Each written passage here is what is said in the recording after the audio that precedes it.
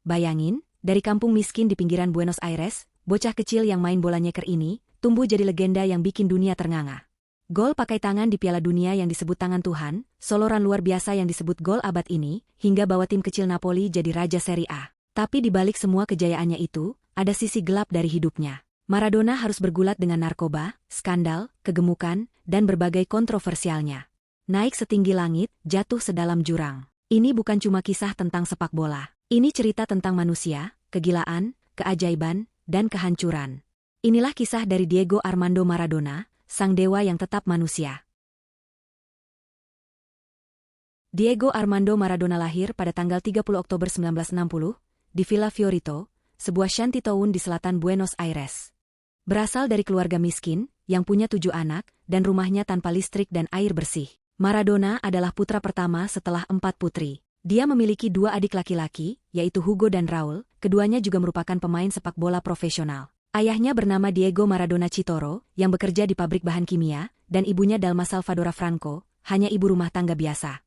Awal bakatnya terlihat sejak usia 3 tahun, ketika ia tak dapat terpisahkan dari bola. Dan pada usia 8 tahun, Maradona ditemukan oleh Francisco Cornejo saat bermain di klub lokalnya Estrella Roja. Ia sangat terkesan dengan bakatnya, padahal usianya yang masih anak-anak. Francisco Cornejo kemudian membawanya masuk tim junior Cebolitas. Selama tahun 1973 dan 1974, Maradona memimpin Cebolitas meraih 2 kemenangan turnamen Evita dan 136 pertandingan tak terkalahkan berturut-turut. Bakatnya tercium sampai ke Inggris, saat klub Sheffield United mencoba mentransfernya seharga 180.000 pound sterling. Proposal itu kemudian ditolak oleh Argentinos Juniors. Pada 20 Oktober 1976, 10 hari sebelum ulang tahunnya yang ke-16, Maradona membuat debut profesional bersama Argentinos Juniors, mencatatkan dirinya sebagai pemain termuda di Primera Division. Ia segera mencetak 2 gol, menarik perhatian publik. Dalam 5 musim, ia mencetak 115 gol dalam 167 pertandingan, lalu hijrah ke Boca Juniors tahun 1981,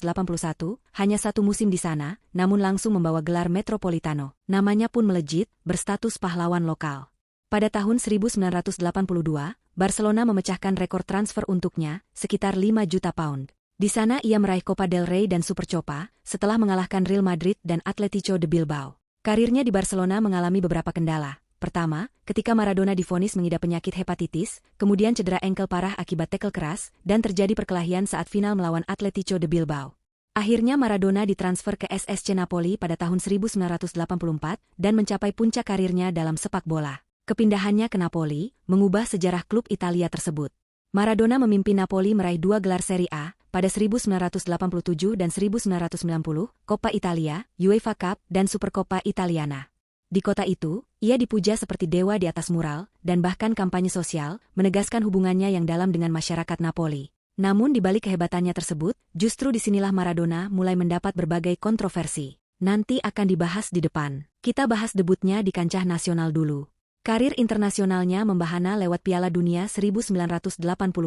Dipercaya sebagai kapten Argentina setelah tampil pada 1982, 86 dan 90, Maradona mencatat 91 caps dan 34 gol. Di perempat final melawan Inggris tahun 1986, 2 momen melekat sampai hari ini, bahkan mungkin selamanya, yaitu gol tangan Tuhan, yang dicetak dengan tangan, tetapi lolos pengawasan wasit. Dan selang beberapa menit kemudian, Goal of the Century atau gol abad ini tercipta, yaitu soloran dari tengah lapangan melewati 5 pemain lawan, dan sukses menjebol gawang Peter Shilton.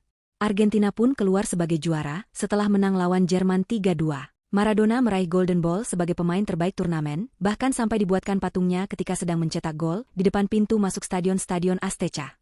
Dengan tinggi 167 cm, Maradona bukan atlet biasa. Kelenturan, kegesitan, visi, kemahiran mengendalikan bola, kepiawaian menggiring bola, dan kemampuan mengoper secara akurat, adalah elemen-elemen yang dia miliki, sehingga dapat mengompensasi postur dan bobot tubuhnya yang kadang berlebih. Dia memang lihai mengelabui pemain belakang lawan, namun sulit menghindari masalah.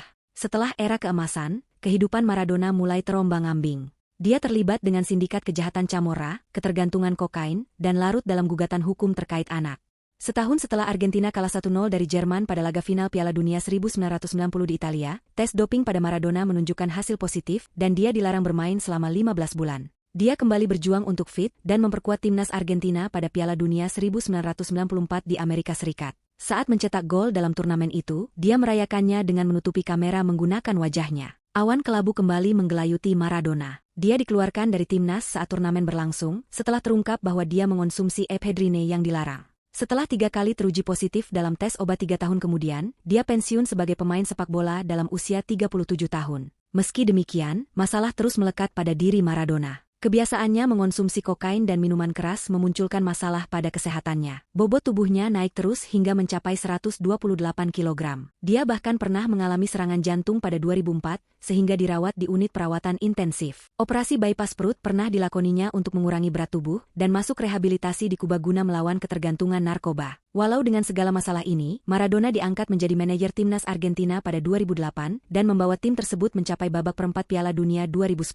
Masa jabatannya usai setelah Argentina kalah 4-0 dari Jerman. Maradona sempat mengemban jabatan manajer di sejumlah klub dan berbagai komentar dan tingkahnya menjadi tajuk utama pemberitaan. Potret gaya hidupnya yang kacau muncul saat dia menghadiri laga Argentina versus Nigeria pada Piala Dunia 2018 di Rusia. November 2020, Maradona menjalani operasi otak untuk menghilangkan hematoma. Dirawat di rumah pinggiran Buenos Aires selama pemulihan, tetapi kondisi terus memburuk. Autopsi menemukan hatinya membengkak 2 kali lipat, berat sekitar 503 gram, adanya cairan 4,5 liter di tubuhnya, sirosis hati, serta pulmonar edema akut akibat gagal jantung kongestif. Ia meninggal 25 November 2020 dari serangan jantung, namun menurut ahli, ia menderita selama lebih dari 12 jam. 5 dokter dan 2 perawat kini diadili atas dugaan kelalaian medis berat. Maradona meninggalkan warisan abadi. Lebih dari pemain, ia simbol harapan dari kemiskinan, contoh eksplorasi bakat luar biasa, tapi juga contoh yang penuh penderitaan akibat keputusan hidup. Di Napoli, stadion diberi nama Stadio Diego Armando Maradona, bukti pengaruhnya yang abadi. Media internasional seperti Time menyebutnya undoubtedly the greatest, sementara Geki menyoroti betapa deeply human ia,